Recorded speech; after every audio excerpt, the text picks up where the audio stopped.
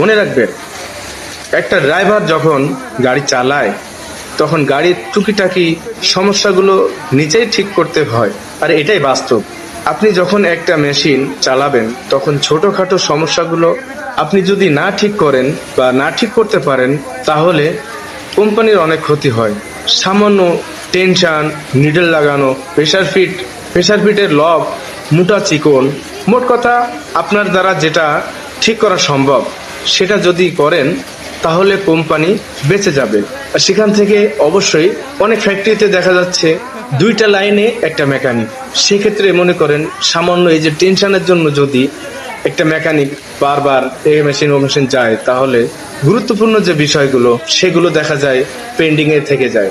সেজন্য বলছি, কোম্পানিকে বাঁচাতে গেলে, কোম্পানির উৎপাদন বৃদ্ধি করার জন্য অবশ্যই সকলকে সচেতন হওয়া উচিত।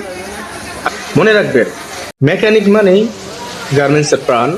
মেকানিকের কাজ শুধু মেশিন চালু রাখা নয়, মেশিন সঠিকভাবে চলছে কিনা তা দেখা, কাজের কোয়ালিটি ঠিক না থাকলে সঙ্গে সঙ্গে ঠিক করা বা ঠিক করে দেওয়া, উৎপাদন বাড়াতে নতুন টিপস ও গ্যাজেট তৈরি করা। কিন্তু কষ্টের বিষয় হলো, এত গুরুত্বপূর্ণ কাজ করেও মেকানিকরা অনেক সময় অবহেলিত আর খারাপ আচরণের শিকার হয়।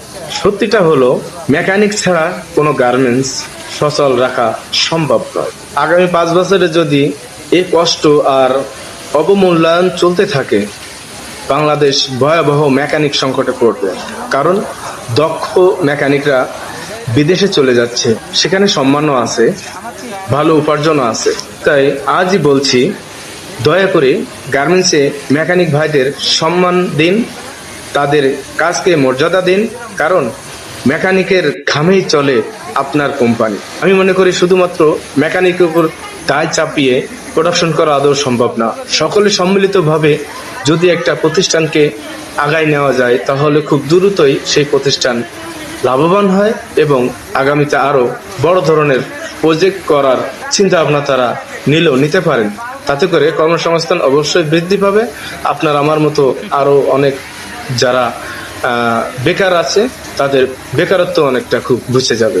তাই আসুন আমরা একে অপরের উপরে দোষারোপ না করে কিভাবে একটা প্রতিষ্ঠানকে উন্নয়ন বা সচল রাখার যে বিষয়গুলো বা যে কাজগুলো করলে আমাদের ফ্যাক্টরিটা ডেভেলপ হবে, আমরা সে কাজগুলো করি, যাতে করে আমি, আপনি, আমরা সবাই সুন্দর একটা প্রতিষ্ঠানে নিয়মিত ভালোভাবে কাজ করে কোম্পানি, মালিক, শ্রমিক উভয় ভালো থাকার চেষ্টা করি। ধন্যবাদ সবাইকে।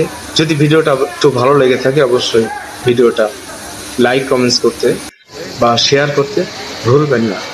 ধন্যবাদ সবাইকে। আসসালামু আলাইকুম ওয়া রাহমাতুল্লাহ।